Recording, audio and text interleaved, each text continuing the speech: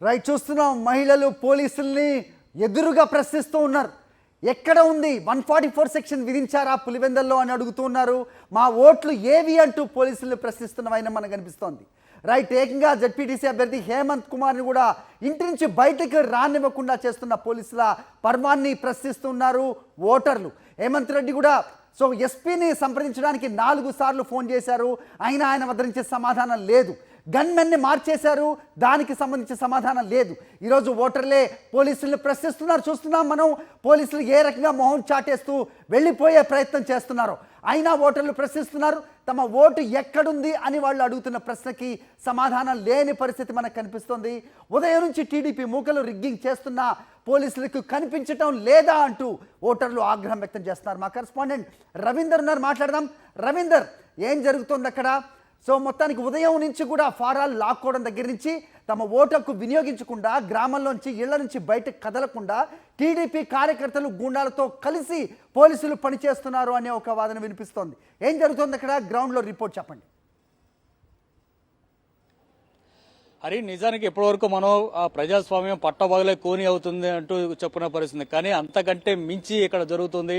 తెలుగులో అంత మించి చెప్పడానికి ఇంకేం పదాలు కూడా లేవు అని చెప్పుకోవచ్చు కూడా. ఆ స్థాయిలో అధికారులు, పోలీసులు, ఎన్నికల సంఘానికి సంబంధించినటువంటి అధికారులతో సహా అందరూ కూడబలుకొని అధికార పార్టీ నాయకులకు ఏ విధంగా ఒత్తాసు పలుకుతున్నారనేది ఈ రోజు ఉదయం నుంచి చూస్తున్నటువంటి పరిణామాలు చూశాక అర్థమవుతుంది. సహజంగా ప్రత్యర్థి పార్టీకి సంబంధించిన వారిని ఒకరినో ఇద్దరినో 10 మందినో కిడ్నాప్ చేయడం, వారి నిల్వ నుంచి బయట రానికుండా చేయడం అనేది గతంలో ఎన్నికల సందర్భంగా మనం చూసాం. కానీ ఇప్పుడు ఓళ్లనే మొత్తం 11 పోలింగ్ బూత్ పరిధిలో ఉన్నటువంటి అన్ని గ్రామాల ప్రజలను ఏ ఒక్కరు కూడా వైఎస్ఆర్ కాంగ్రెస్ పార్టీకి సంబంధించిన నాయకులు గాని, కార్యకర్తలు గాని ఇంట్లో నుంచి బయటకు వచ్చే పరిస్థితి లేదు. చివరికి పార్టీ తరఫున బరిలో దిగినటువంటి అభ్యర్థి హేమంత్ కుమార్ రెడ్డి కూడా కనీసం ఓటు వేసే పరిస్థితి లేకుండా చేసినటువంటి వైనాన్ని తొలిసారిగా మనం చూస్తున్నాం. అప్పుడెప్పుడో 30 ఏళ్ల క్రితం పులివెందుల ప్రాంతంలో ఏ విధంగా పరిస్థితి ఉండేది, ఇప్పుడు మళ్లీ ఆ విధానికి తెలుగుదేశం పార్టీ నాయకులు తీసుకొచ్చారు. ఇప్పటి వరకు చాలా పచ్చగా కలకల్లాడుతూ పంట పొలాలతోటి ఉన్నటువంటి పులివెందుల మళ్లీ పాత రోజుల్లోకి వెళ్లిపోయిందేమో అనేటువంటి ఒక అనుమానం కలుపుతుంది. ఆ స్థాయిలో ఒక భయానక వాతావరణం పులివెందులు ఈ రోజు ఉదయం నుంచి కనిపిస్తుంది. తెల్లవారుజామున ఎంపీ అవినాష్ రెడ్డిని అరెస్ట్ చేయడం ద్వారా మొత్తం వ్యవహారాన్ని డైవర్షన్ చేసినటువంటి తెలుగుదేశం పార్టీ ఆ తర్వాత ప్రతి గ్రామంలో కూడా ఎక్కడ కూడా వైఎస్ఆర్ కాంగ్రెస్ పార్టీ సంబంధించినటువంటి ఏజెంట్ పోలింగ్ బూత్ లో కూడా కనీసం వెళ్లకపోయారు. ఒక్క చోట అంటే ఒక్క పోలింగ్ బూత్ లో కూడా వైసీపీ ఏజెంట్ లేడు అని చెప్పుకునేటువంటి పరిస్థితి ఉంది. ఆ పరిస్థితికి కారణం ఖచ్చితంగా ఎన్నికల కమిషన్ గా చెప్పుకోవాలి. ఎందుకంటే అసలు ఎన్నికల కమిషన్ ఈ స్థాయిలో పనిచేస్తుంది, ఇంత దిగజారి ఉంటుంది అనేది చెప్పుకోవడానికి కూడా సిగ్గుచేటుగా ఉంది. పోలీసులు అంటే సహజంగా అధికారులు పనిచేస్తారు, కానీ ఇప్పుడు కాకీలో వేసి పచ్చ చొక్కాలు వేసుకుని పోలీసులు పనిచేస్తున్నటువంటి తీరును కూడా తొలిసారిగా మనం ఇప్పుడు చూస్తున్నాం. ఈ తరహా అటు ఎలక్షన్ కమిషన్ గానీ, పోలీసు వ్యవస్థ గానీ చేస్తున్నటువంటి తీరును చూస్తుంటే ఆ టీడీపీ నాయకులు గూండాలు చేస్తున్నటువంటి అరాచకానికి మించి ఆ 2 వ్యవస్థలు కూడా పనిచేస్తున్నాయని చెప్పడంలో ఏ మాత్రం అతిశయోక్తి కాదనిపిస్తుంది. ఎందుకంటే హరి, చెప్పండి. రైట్, వైఎస్ఆర్సీపీ పులివెందుల జడ్పీటీసీ అభ్యర్థి హేమంత్ రెడ్డి ఇంటికి పోలీసులు వెళ్లారు. అక్కడ మహిళలు పోలీసుల్ని అడ్డుకుని ఉదయం నుంచి రిగ్గింగ్ జరుగుతున్నా మీ కళ్ళకి కనిపించట్లేదా అంటూ డైరెక్ట్ గా ప్రశ్నిస్తున్నారు. వాళ్ళకి మొహం చాటేస్తూ పోలీసులు వెనుదిరుగుతున్న పరిస్థితి కనిపిస్తోంది. ఎలా చూడాలి దీన్ని? ఈ రోజు ఉదయాన్నే హేమంత్ వెళ్లి ఓటేసేందుకు ప్రయత్నం చేశారు, కానీ అతని ఇంట్లో నుంచి కూడా బయటికి రానిలేదు. వాస్తవానికి ఆ ఇంట్లో ఉన్నటువంటి కుటుంబ సభ్యులు కూడా ఇంట్లో నుంచి బయట రోడ్డు మీద రావడానికే దాదాపు గంటన్నర సమయం పైగా పట్టింది. అంటే ఆ స్థాయిలో ఇంటి ముందే టీడీపీ గూండాలు కర్రలు పట్టుకుని హల్చల్ చేశారు. అతనే కాదు, ఆర్కొత్తపల్లి గ్రామంలో మొత్తం ఆ గ్రామం మొత్తం అంతా కూడా వారి చెప్పు చేతులు తీసుకున్నారు. అక్కడ 2 పోలింగ్ కేంద్రాలు ఉన్నాయి. ఆ 2 పోలింగ్ కేంద్రాల్లో ఉన్నటువంటి దాదాపు 1500 మంది ఓటర్లు ఉంటే ఏ ఒక్కరిని కూడా కనీసం పోలింగ్ కేంద్రాన్ని దగ్గర కూడా పని లేదు, కనీసం అభ్యర్థిని కూడా అక్కడ పనిచిన పరిస్థితి.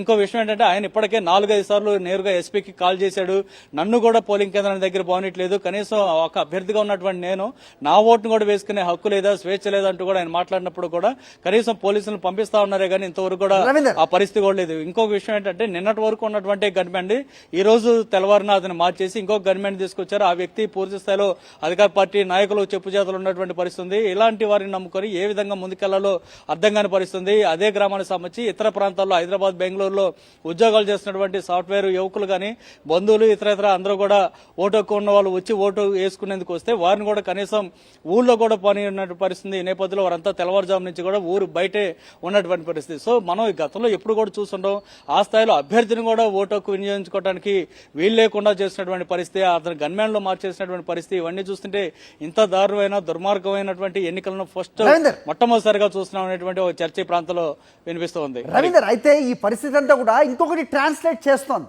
నిజంగా ఈ స్థాయిలో టీడీపీ అరాచకం కొనసాగిస్తుందంటే కనుక నిజంగా ఆ ప్రాంతంలో వైఎస్ఆర్సీపీ బలం ఏంటో వాళ్ళకి ఇది నిరూపించినట్టు కాదా? ఖచ్చితంగా అదే నిరూపితం అవుతుంది కదా. One way it is translating the same thing.